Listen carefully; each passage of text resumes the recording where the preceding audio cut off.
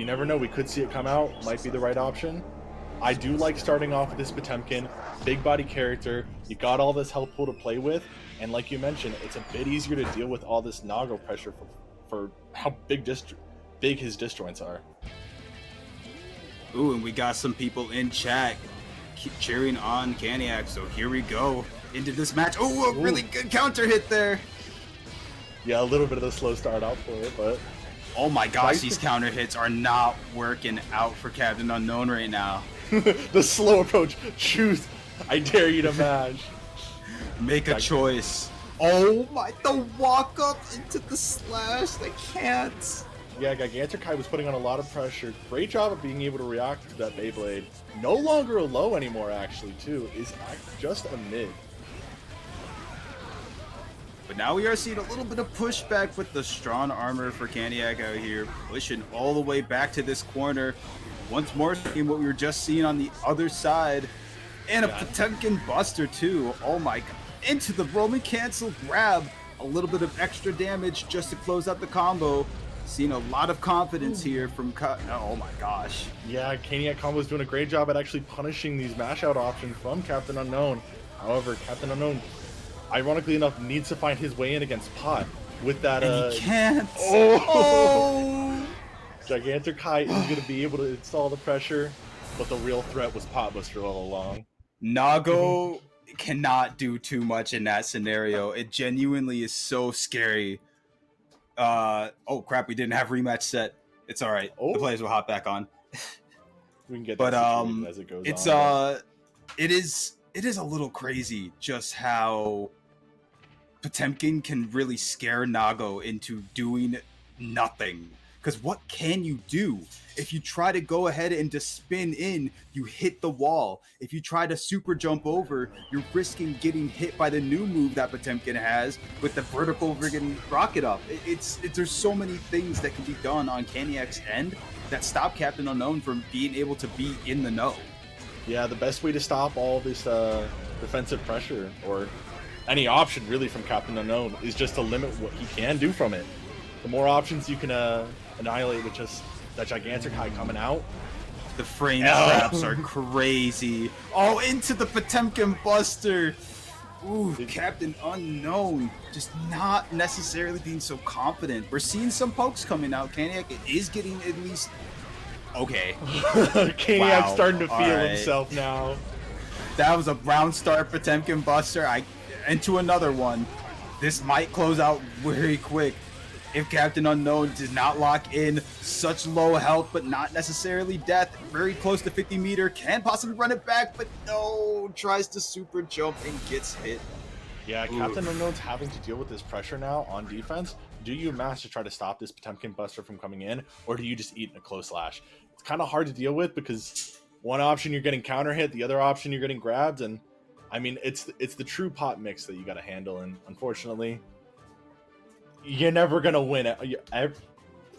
50% of the time, it's going to work 100% of the time. Yeah, once you get your opponent into the mindset, you definitely have to work to break out of it. But CaptUnknown is playing Nago, who is known for his really big damage. If possibly a little bit of patience and hopefully being able to jump some of these Potemkin Busters, we're going to see some big comebacks from CaptUnknown. It's possible, but, definitely seeing Caniac starting to get a little comfortable. Yeah, CaptUnknown starting to get a little bit of pressure going in, but Caniac fights his way back out using that resources. However, still holding on to burst. Trying to keep CaptUnknown by just get that meter. Oh my gosh, CaptUnknown doing the little shimmies to build up that 50 meter. That was crazy level of just play right there. Which, I mean, we're seeing Caniac trying to, close that space, but without that meter, not being able to threaten wall, it does keep CaptUnknown. No, why are you getting punished so hard? Yeah, it's nice. CaptUnknown's definitely playing a lot safer with this time around, using a bit more resources, trying to find their way out. However, Caniac is just going to keep forcing his way in. He will not be denied. Truly looking to try to make this a current 3-0, which we did not necessarily explain, but in each match, players are going to be playing a best of 5, but do play still all 5 of matches for the seeding bracket. So, you know, it does give players a chance to at least get some wins, even if they don't necessarily win 3 out of 5. But Caniac combo holding on to that 50 meter immediately goes in the wall. Now he's just pressuring Captain Unknown, opening up with the dust. Oh, no, was expecting a burst? Oh, what? Trying to call it out. Yo, and it just calls it out. I mean, I guess. Smart option. Yeah, Smart option I guess I see it. that. They're going to be locked out from burst, and you might as well go for the grab instead of any hit. Potentially, if they block it, you don't have to deal with it. The grab seals the deal. Good options there from a Caniac combo. Yeah, no, it just such a very close match there. Finally seeing a lot of lock in there, but just once that 50% meter, and especially the frame advantage, you have to get really scared because once more you're playing Potemkin's game. Yeah, and like you mentioned too, it is a best of 5. However, even if you go down 3-0, you want to take as many games as you can. They play a total of 5 games, and you do not want to lose the entire set 5-0. This is elo based, so the more games that you can win, or the less that you can have your opponents take off of you, the better result you're going to be in the long run. So yeah, definitely once you're at least at that spot, you still want to play as hard as you can, and still Caniac combo. Ooh, not getting the burst bait there necessarily, but Captain Unknown at least getting a chance to breathe here. But Caniac combo closing the freaking gap. It's so close right now. Yeah, but Captain Unknown getting a little bit of string. Oof. Yeah, Captain Unknown's trying to do his best by just throwing some poke options, staying his distance away, Fukioing out. If he can try, his best option right now is really trying not to allow Caniac combo to get in his face. The less you have to deal with that Potemkin buster pressure, the better off it's going to be for you. Ooh, tried the faultless defense to slashes, but unfortunately got hit. Oh man, the seismic slam is just too much. And that should be able to seal it here. I think it's enough health off of it. Heavenly does. Oh yeah. Oh yeah. Oh, that's death. That's so death. We were seeing so many unique interactions in that match, but where we were seeing the attempted just adapts from oh my gosh, dog, why you gotta bark at me?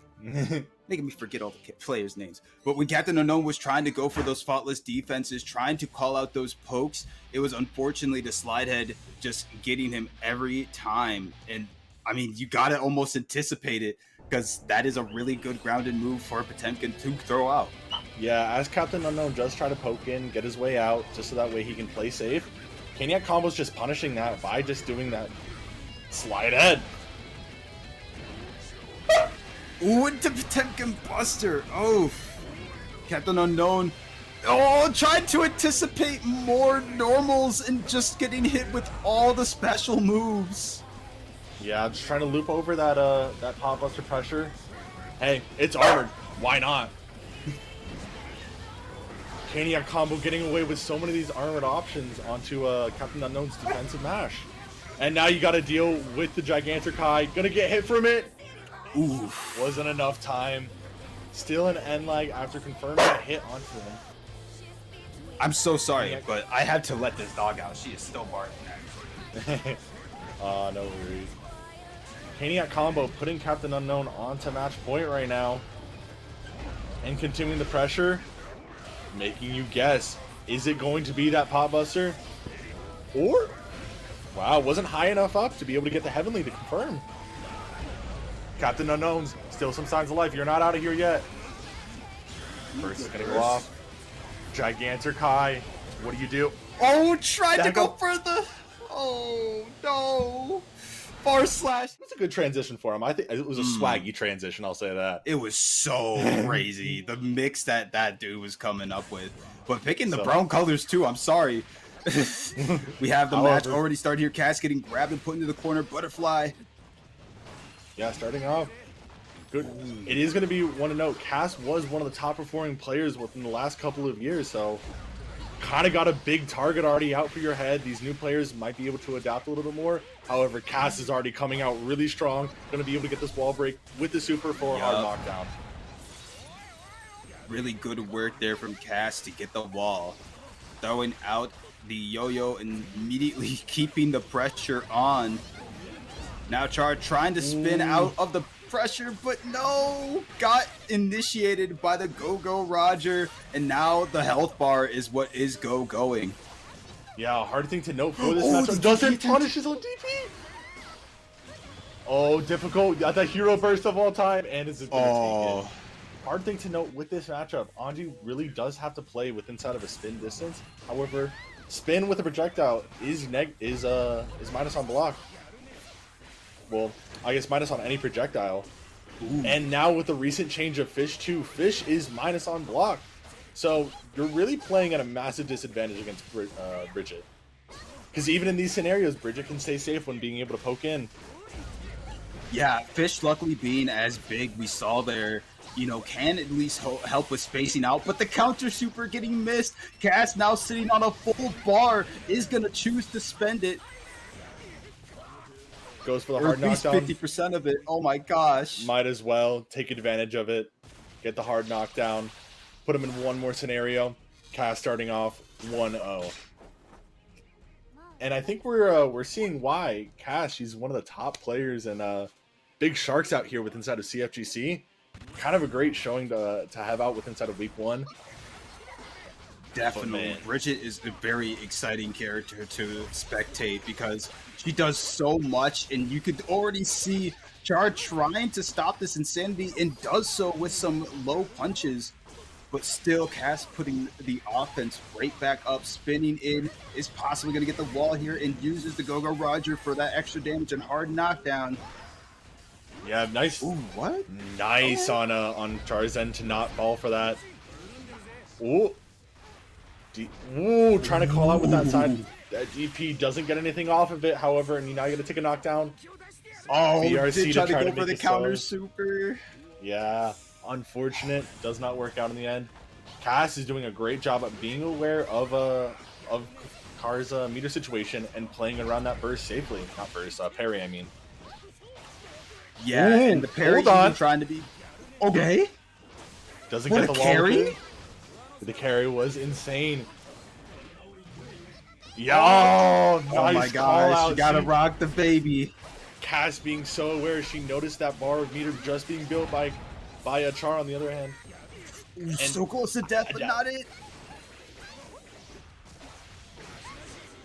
Cass looking to close it out, but gets YRC. BRC's back. Oh man. Cass just playing at such a safe distance with here at the end, knowing that in these scenarios, YRC is going to be a big option to mash out. Char might be a little bit more afraid to throw out these counter supers with how often that Cass has called them out. Ooh, what a big whiff, but immediately bursting to make up for the mistake. Unfortunate loss, but it's necessary. Oh, trying to keep the pressure off the butterfly knockdown. Doesn't get too much. Ooh. All right, good burst, good burst. Ooh, but gets finally getting a parry super off. Char looking for that all match and finally getting it. Oh, but Cass making a huge pushback all the way to the corner here. Oh my gosh. Yeah, Cass showing off all these defensive options that they have, even though they might be put in corner, even though that Char might be throwing off these plus buttons. It's not really going to do anything. Cass is just going to find their way to mash out. Char's got corner. The butterfly in the corner. What, you just outside? Who let this dog back in? Who let the dogs in? Not barking. Char does get the confirm, however, hesitant on actually confirming off of it. Cass DP's out, continues this pressure, putting Char in such a rough situation. However, gets an Oki scenario, should be able to kill off that, and does. We are seeing Char starting to push back here, finally. Not really necessarily giving Cass the satisfaction of being in the head of the player, which Bridget can do, but definitely not being trapped. Anji players are truly something else. Being able to look past a lot of that early game. Hey, what you mean by that? Hey, being able to look past early game like that and being able to get out of this mental crux that Bridget can put you in is really hard sometimes, especially when you're playing in tournament. You're having to work past nerves. You're having to also like get into your opponent's own head trying to do what you do, and it can be so tough, but we're seeing the pushback so slowly but surely from Char here. Yeah, it was great discipline by Cass to be able to hold on to that burst, not get it baited out. Ooh. But it might not pay fully off. Yeah, however, Char is about to be sitting on burst. Oh, rock the baby, not going to be enough. No! Gets the burst called out. It should just be enough. Wall should be with it. Yeah, that's enough. Cass. Yup. Who am I to judge Cass with optimals? She's got that down. Definitely such strong play there from Cass to call out the burst. As you said, Char just getting onto it, which it was even crazier for Cass to know that Char was going to use it the moment that they got it. Yeah, that's just great player recognition. I don't even think that's a thing on calling out your opponent. That's just, you know, having a good handle of the scenario, seeing this scenario happen a couple of times before, and just being ready to call it out. Ooh, nice Really grab. good grab. Ooh. Ooh, the DP. Cass is doing a great job at calling out these DP timings, finding when Char is really trying to push that offense, but reacting appropriately. Tick throw scenario. Now you got to take this setup. Ooh! Fortunate enough to fall out.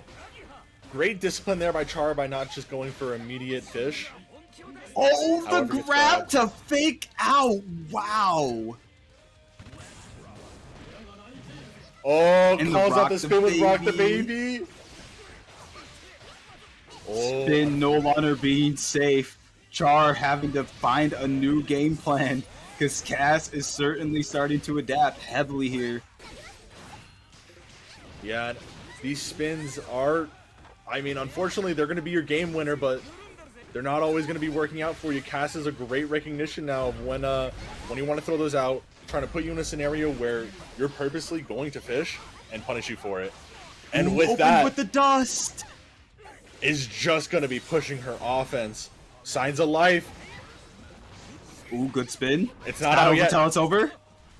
Nice option to be able to prepare for a DP, Oh, waiting the spin out to kick.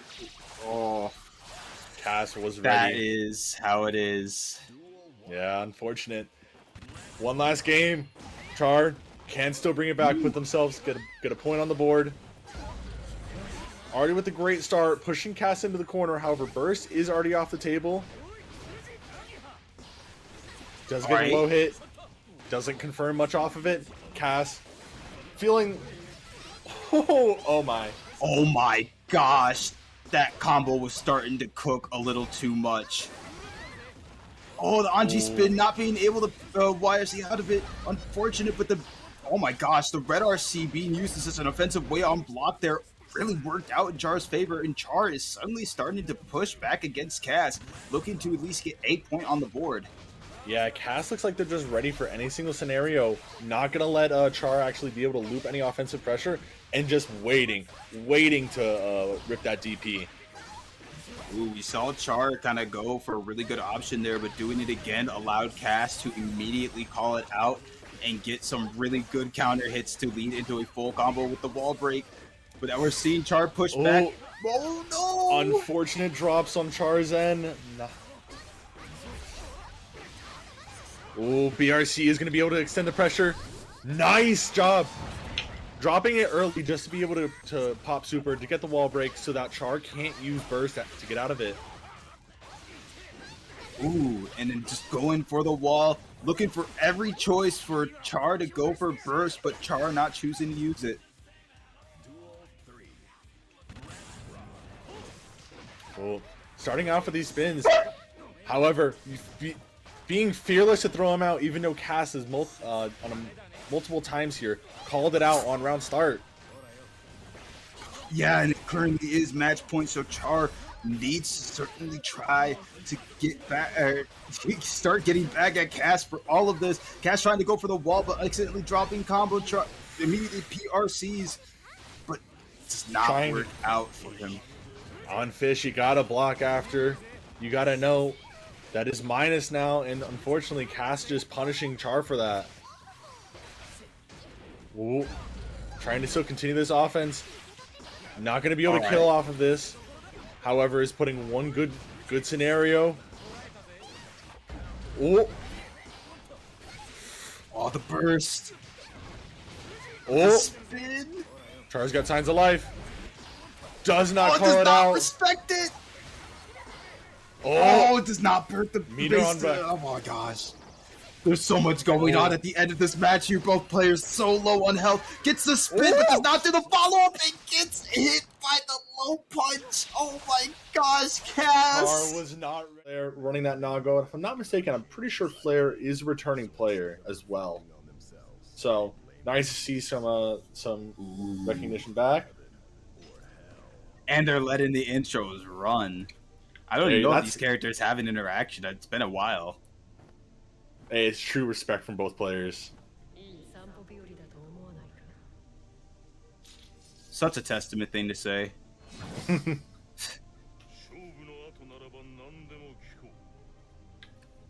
Okay.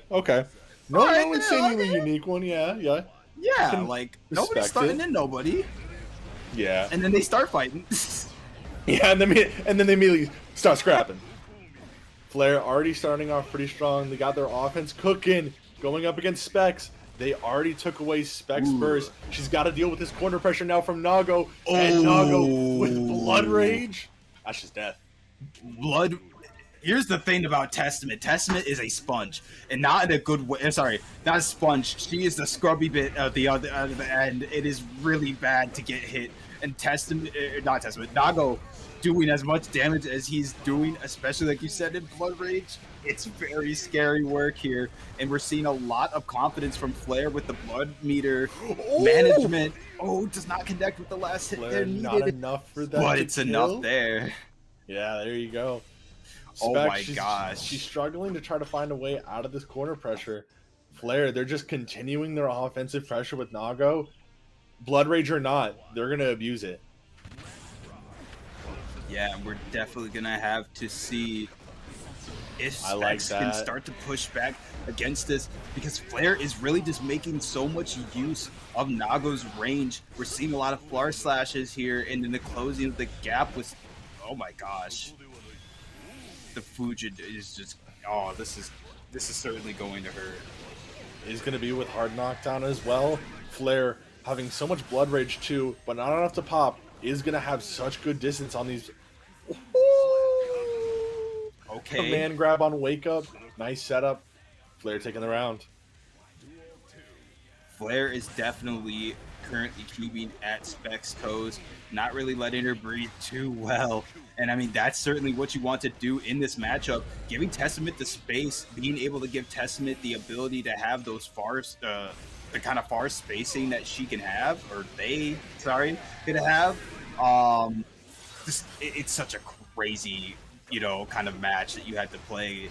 And normally you want to do that for every character, but this really works out well for Nago with how many up-close tools he has. Yeah, Flair doing a great job at just abusing this Nago pressure. Specs not really having a great way to be able to get out. She might not be too familiar with how this pressure goes, so if it ain't broke, don't fix it. Specs, I think, if you can just keep this this distance game kind of like you are right now, you'll be in a much better position for this matchup. However, it's just gonna win. Ooh. And we're starting to see Specs finally being able to run a lot of the Testament zoning here, but chooses to teleport in on the worst moments. Oh, it's very unfortunate. However, look at all that health gone, and Specs takes advantage of it. Really good closeout there. Specs not down for the count just yet. Yeah, Flair, however, once they get in, they get to abuse this offensive pressure, especially after bite. They know that blood meter is going down. Might as well continue and just spam as many of those special moves as you can. Ooh. Really good damage on Specs here. Flair sitting on a full bar. Might possibly see another perfect. And speak it into fruition. Commentator's blessing? Perhaps. Ooh, nice backdash there from Specs, not being able to get grabbed off the start. And now has this full screen game. This is where Specs actually thrives against Flair. Specs really doing a great job at just continuing this offensive pressure, but Flair finds their one opening and starts the gauntlet. The burst in the corner there, PR scene in, going for this. Oh my gosh. These spins are definitely allowing Flair to get in. Specs trying everything in Testament's kit to keep Nago out, but man, it's just too much. Yeah, unfortunately, it's hard to say no. Nago will not be denied. Flair, they're starting off great, going up 3-0 against Specs. Specs, let's see if she can be able to close it out. Immediately trying to backdash off the start, trying to get that full screen game, but great burst bait there from Flair. Definitely Specs getting so red there. It's gonna hurt a lot. Especially once more getting that blood rage and being far away enough to be able to capitalize so much off of it. But Specs is slowly getting burst back, so, you know, maybe it won't be too bad. Yeah, Specs, this full screen game from Specs, that's really where she's making her money. However, Flair just needs to finally get one correct guess on defense. However, Specs trying to make it so difficult. What? How much damage that was an did interaction. That did so much damage for a trade. Oh, the burst bait again, but Flair not getting a full combo, but instead going for the command grab. I mean, it's a good option either way. Yeah, nice showing there from Flair. However, Specs still got one more chance to be able to put themselves onto the board. And Specs choosing to stick it out with Testament all the way through to the end. Definitely a good choice because this is a tournament. You know, you want to stick with your character and try to see what you can do, especially being the first week of the whole series. You're just kind of setting yourself up for a little bit of success there, trying to familiarize yourself with this matchup as much as you can. Yeah, you know, both players being in a good spot. Yeah, both players identified their weaknesses pretty well.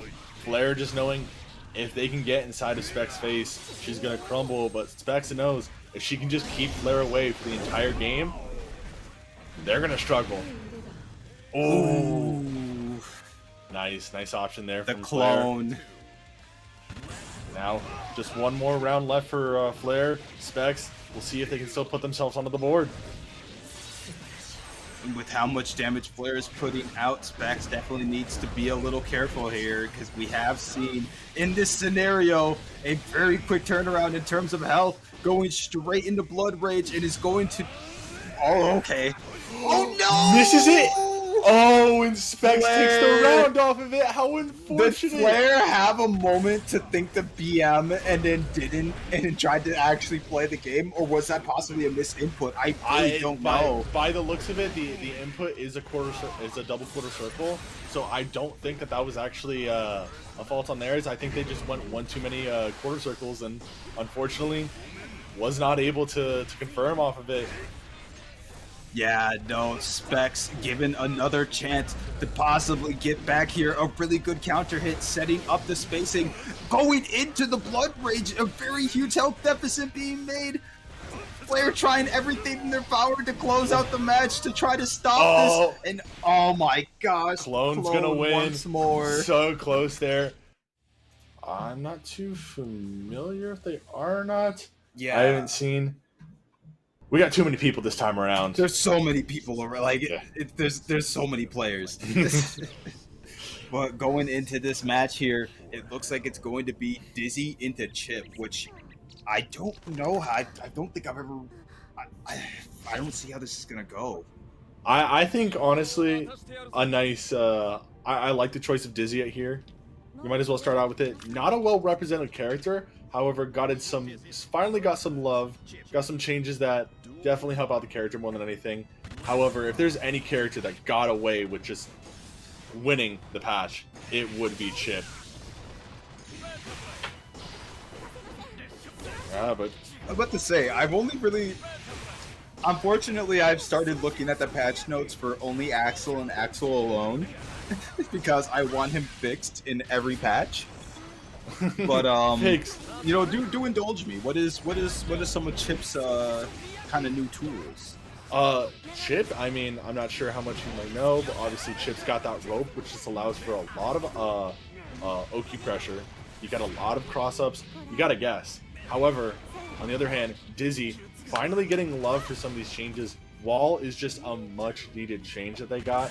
Is able to confirm a lot better, and is now just a great Oki tool that they can use.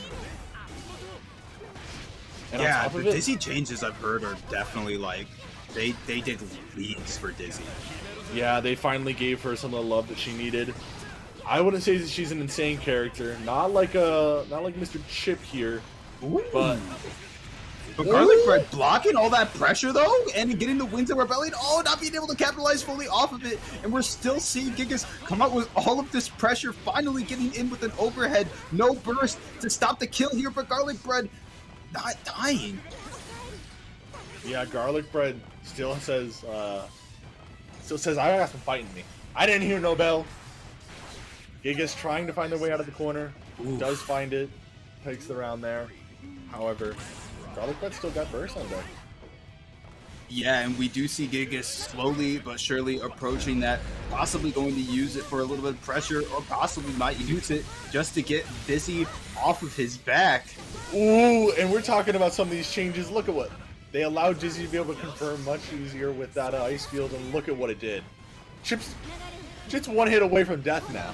Granted, Chipp would be the pixie, but yeah, no, he's certainly known for his just very much stickness. He can be broken in half very easily by most characters on the roster. Oh, but we are seeing some really good meter usage. Yeah, I like the option there from Garlic Bread to try to just grab to not allow Gigas to be able to burst. Didn't work out in that scenario. However, found a way to close it out. That was a really good use of the meter there to get that burst with the red RC. So, you know, Garlic Bread was going on the offensive, but choosing to RC back for the intention of the burst to set up for that mid-range, really good choice. Yeah, and Gigas still keeping up this pressure. It's definitely a war of attrition at this point. Can Garlic Bread keep Gigas out of their face? Or can Gigas just find a way in and keep this pressure going? It feels like, once again, we got the zoner versus the rushdown. And the rushdown is certainly trying to get in this guard, going for the double jump in the pressure, trying to look for these openings with these lows, but Garlic Bread not giving up. Yeah, and when you have to deal at full screen against Dizzy, you got two fishes, you got the ice field down, you're told, I dare you. I dare you. This is what I use to catch fish. Yeah. Said Dizzy. Oh, I use this to I use this to catch fish, or I use this when fishing. There's so many weird move names that Dizzy has. It's genuinely just like her specials. I feel are the only ones, or yeah, her specials or supers are the only ones that are kind of normal, quote unquote normal, as normal as they can be. Ooh, yeah. But we do see Garlic Bread closing it out with a perfect. Gigas still struggling to try to comprehend Dizzy, which despite having that kind of far away gameplay style, you don't want to be close up to her because that just lets her set you up into that. Yeah. However, we'll see how Gigas responds from it. Garlic Bread doing a great job with these backdashes. Ooh. Very good defense, but not invincible, and Gigas immediately using the super to stop the burst. Yeah, trying to keep up this pressure, but one little burst is going to keep you out. YRC to force your pressure back. Oh my gosh! Gigas now suddenly stayed in Garlic Bread's face, and Garlic Bread not necessarily knowing immediately what to do this time around. But now seeing the tables have turned, the DP getting blocked, the Winds of Rebellion. This is going to be so much damage, even if it's not the wall break. The wings being set up would be so much. Yeah, great. Or at least they suck all the way down to what was it, like at least 0 health? I don't think it kills. Yeah, immediate call out with jump air grab there from Garlic Bread, saying, I know how you're approaching. Garlic Bread really getting a good understanding of some of Gigas' options.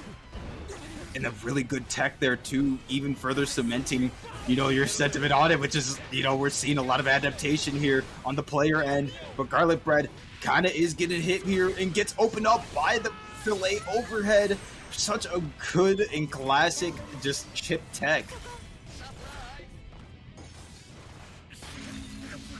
Oh, these jump air grabs are going insane for Garlic Bread. Great recognition. To have enough confidence to go for that is you really gotta feel like you got a good understanding of what your opponent's doing.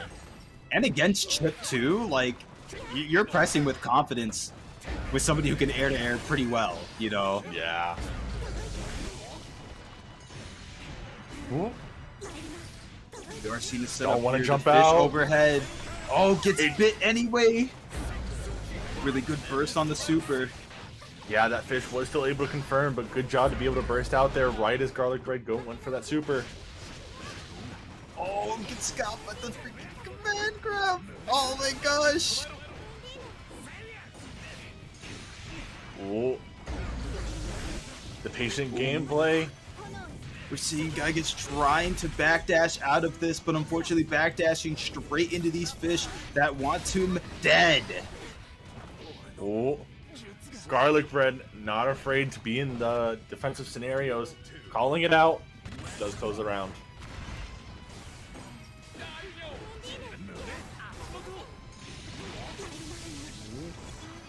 Garlic Bread just feels so comfortable holding this Chipp pressure, feeling like they can hold it. They're willing to be able to let Gigas show them an error, and that way they can punish it off. Ooh. Really good damage with the wall, being able to have that advantage. Now Gigas having to be really careful. Immediately YR seeing out with a good option, not going for the burst, which still does give Garlic Bread the chance to close it out. Great. All right. Now we're back. There we go. And straight into the gameplay. Round start with an air dash. Ooh. Yeah, so see, kind of in this scenario, you're seeing Kai like to play a little bit more of that safe. Ooh. Mid-distance range, that far/poke. When you play a bit of that full screen range, you gotta worry about these options that Pac can throw out safely. Ooh. Going for the Potemkin. Oh, straight into another one, closing out the round already. CTGshadow crazy with it. Nice, yeah, nice offensive showing there. Grab. You gotta instill it early. The sooner that you can get Pop Buster inside of your opponent's head as an option they have to worry about, the better off you can be with mixing them. But hey, we're seeing Meep not necessarily being able to recognize full patterns here, but does get a really good approach with the overhead. But man, as we've been seeing with a lot of the pods here, you just have to start anticipating a lot of these far kind of moves that Potemkin can throw out. if it ain't broke, don't fix it. Ooh, BRC out of the corner, no! Not enough to be Sitting here with the shock state, but oh man, blast off working so well there. Yeah, he's going to be able to get out of the corner safely with that armor option. Takes the first game with it. You know what? Why not? Just why not? Come on. Up back. We up back. We can up back. Oh. And now you got to worry about, yup, you can't swing during that either. It's such a hard thing to deal with.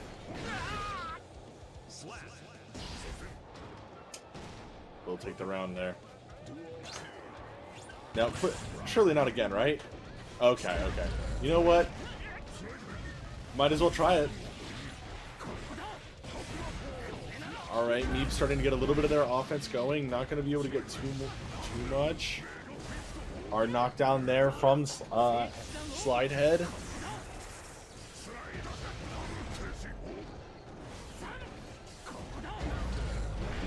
Both players not really trying to get into each other's spaces right now, recognizing just kind of how big those ranges can be. You know, Potemkin sitting on a heavy slash, much similarly, just Kai sitting on a heavy slash, if not a slash. Very big buttons, and we see it come out there, but unfortunately gets power armored through. But Meep going for the offensive. Ooh, drops it though. Yeah, Meep is able to get a lot more hits in, but Shadow finally calls out that air dash in, said I've had enough. Oh, tries to call an up back out, but JD, just sit on him. Just sit on him. Why not?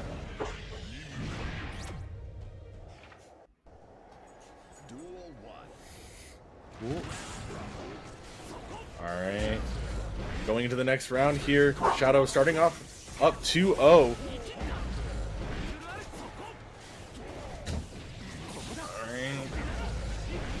Meep really favoring that instant air dash pressure, but not being able to pay off too much. Shadow is starting to adapt to it, not allow it. And once Shadow gets this knocked down, ooh, I like the adaptation from Meep. Finally using a little bit of an up back and an attack move just to be able to deny that hot buster. Oh, Shadow tries to go for the heavy Potemkin, but does not get it. A call out that almost worked out. Yeah, Shadow really trying to call out with that up back with Heavenly. I feel like it's only a matter of time with how often Meep's really trying to use his air dashes in, and he's gonna get called out. It might happen now. Ooh. Oh, he got him! He didn't ride the lightning over him long enough. No! Did it a little bit too early. Oh. And Meep gets called out. Heavenly Potemkin, Shadow taking that round. Yeah, I feel like Meep needs to find a little bit of better options to be able to approach in. Shadow is starting to call out these instant air dash in. I say that as Shadow goes for the slide head.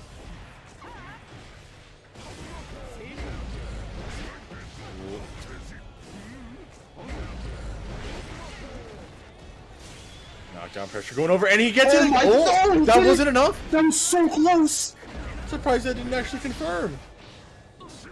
All right, still in it, but not getting the Potemkin Buster as the expectation there from Shadow. Tries to go for it again.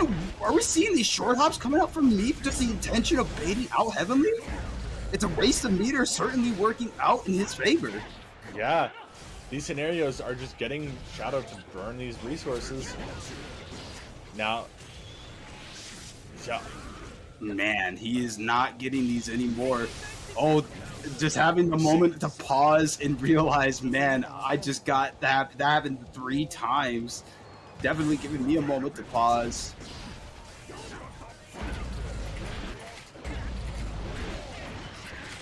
All right, good grab.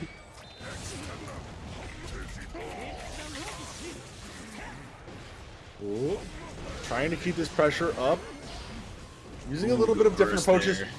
Shadow, I mean, he's catching on pretty well to these instant air dash options. Meep really just trying to see how far back they can get before finally instant air dashing in.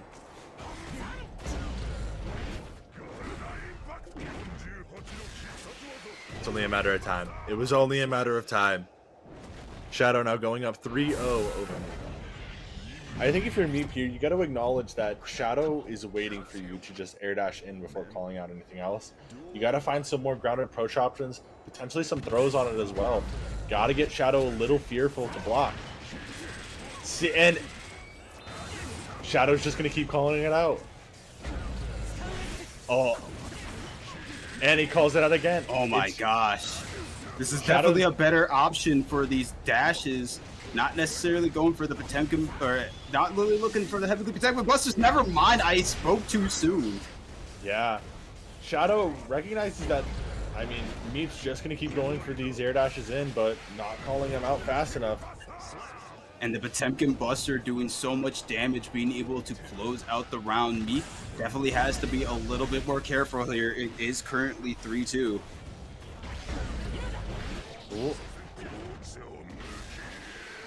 Shadow, of course.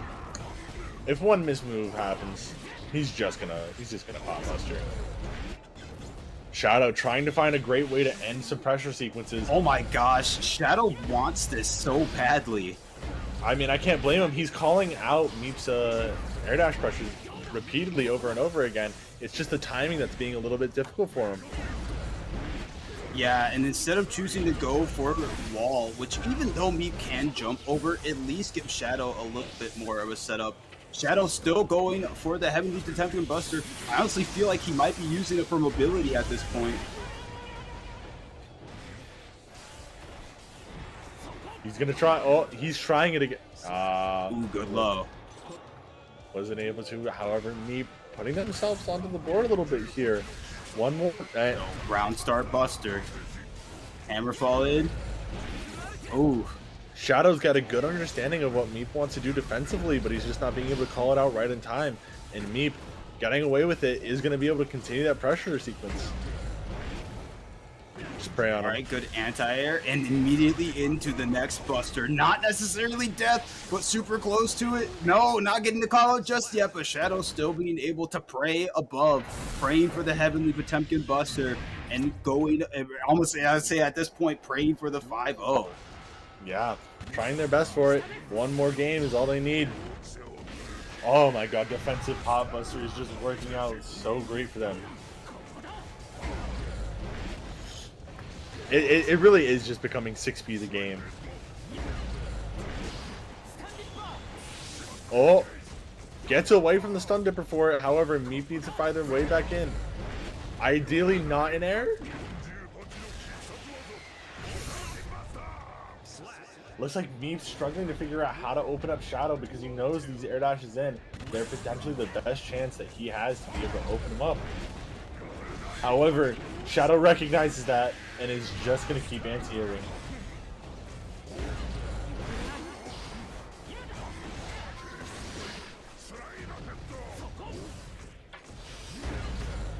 Well, and I really should be getting a 6B counter going on here for how many times that Shadow's been throwing it out.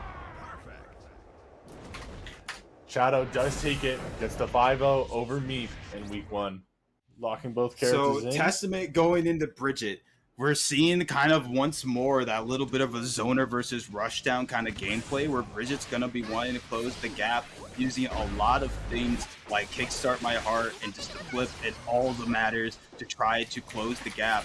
But we are seeing a lot of kind of aggressive gameplay from Testament here. Not necessarily, you know, trying to let that. Yeah, if you really can just deny Bridget from getting any offensive pressure, I mean, it's gonna result a lot better for you. Well, we're seeing definitely some really great pressure from Neko Fox, getting multiple drops, but did get a little bit of a hit into the usual counter super, you know, but that is really good damage to get, but not enough to stop Neko Fox from getting it there. Yeah, Mr. Brownie, she's finally getting some space to go in. Oh, trying to then force her way in all the way to the corner. However, Neko Fox, he's finding his way out and reversing the scenario. But then once again, Mr. Brownie, she bursts the supers out and will be able to close the round with it. Yeah, Neko Fox looks like they're really trying to just take advantage of this full screen gameplay. He understands that Testament also does have a good full screen game plan, but if Mr. Brownie, if she can't find her way in, I mean, she's gonna struggle at this full distance game against Bridget.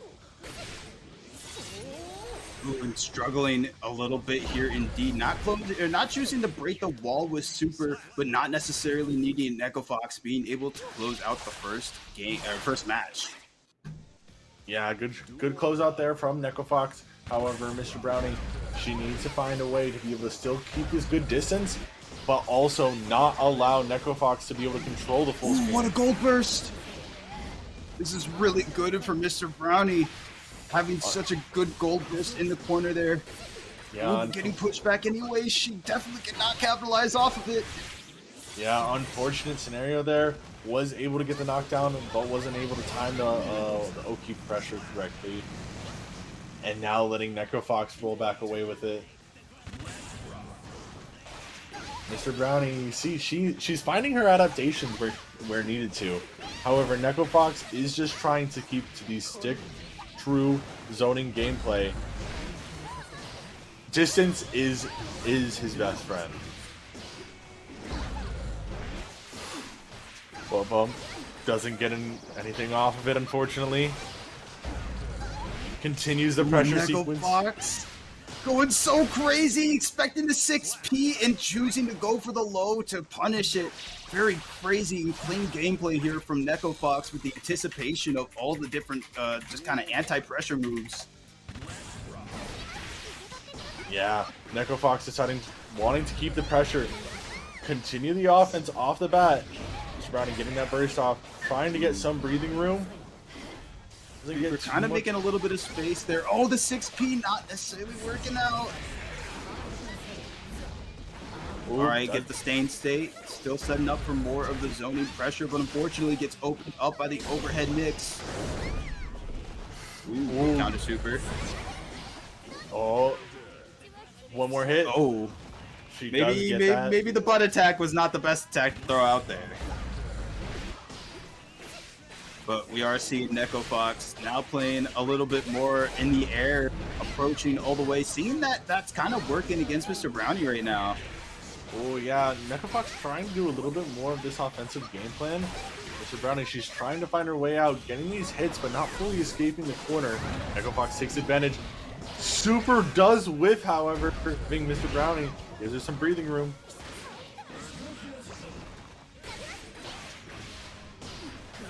Ooh. And with that, Neko Fox taking advantage of some distance gameplay, goes around with it. Alright, sets up the imp, but not able to teleport in as Neko Fox closes the gap once more, just staying in Mr. Brownie's face. Yeah. Oh, gets the wall. Are we going to see? Oh no! Waited too long on the super and allowed Mr. Brownie to get out of the corner, but immediately counter hits with the slash, choosing to just close the gap once more.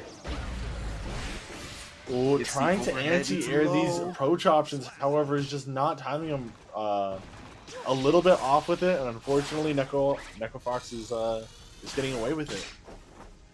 Yeah, every time we're seeing these 6Ps, we're seeing these attempted, like, you know, kind of aerial-oriented attacks, trying to keep Neko Fox from just jumping in, flipping in. Oh, now we see their 6P actually connecting, so it does work out in that instance, but the stain state not being able to stay for long. A really good burst away, but oh man. You can definitely see a little bit of hesitation on Mr. Brownie's end, trying to find a way to be able to hit Neko Fox and stop their approach, and finding some little bit of ground. However, not going to be able to do too much off of it as Neko Fox just continues his pressure. I say that, and Mr. Brownie just reversal supers out.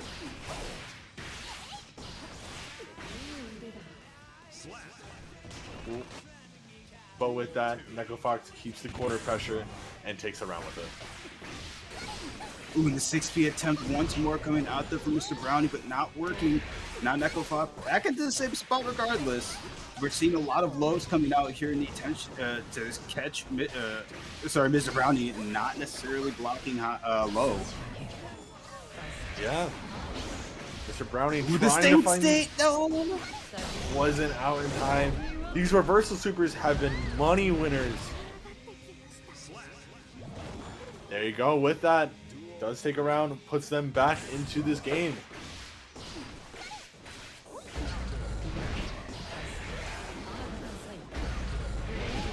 Oh, nice 6B denying the air dash approach. However, Neko Fox just scooters her way right in.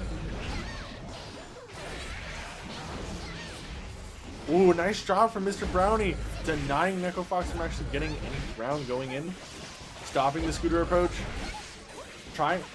They're identifying some ways to be able to stop this pressure sequence. Neko Fox adapting back. But Mr. Brownie with the reversal super. It works out. Now we have the all of that pressure. First match without a 5-0. Yeah, and definitely good to see it. Mr. Brownie now having a chance to possibly make it a 2-3. You know, at least getting a lot or a little bit more elo than, you know, going 1-4. So it's just all the more options and opportunities. Yeah, and I like the way that block on Gogo Roger. Yeah, Neko Fox is using this body just to continue this offensive pressure, and Mr. Brownie is struggling a little bit to handle it. She's getting some knockdown sequences, is being able to take it stain state, does pop, but not too much off of it. Ooh, unfortunately, a little bit too early to rip the reversal super.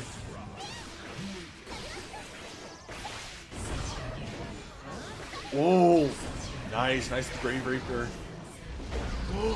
Nice dash out from Neko Fox, not being able to get hit by the full screen of Arbiter. Nice grab, goes give a knockdown, continues pressure sequence, gets Brave Reaper up, sets up Bird, Arbiter with Stain Pop. Neko does not want to go down, wanting to win this last game, keeping themselves 4-1. Brownie really fighting like they want it. Nice 6P. Ooh. Brownie definitely tying it up to match point for both players. Yeah, trying to be able to end this off. Brownie just needs his Really last round. low. Brownie with a lot of great start my heart. adaptation. He's found some good ways to finally be able to answer back to Nekofox's pressure. Grab. Yeah, Nekofox not being able to get in for free now. Mr. Brownie is... Nice burst to get him away. Oh, and the reversal super to make it a 2-3. Mr. Nice Brownie.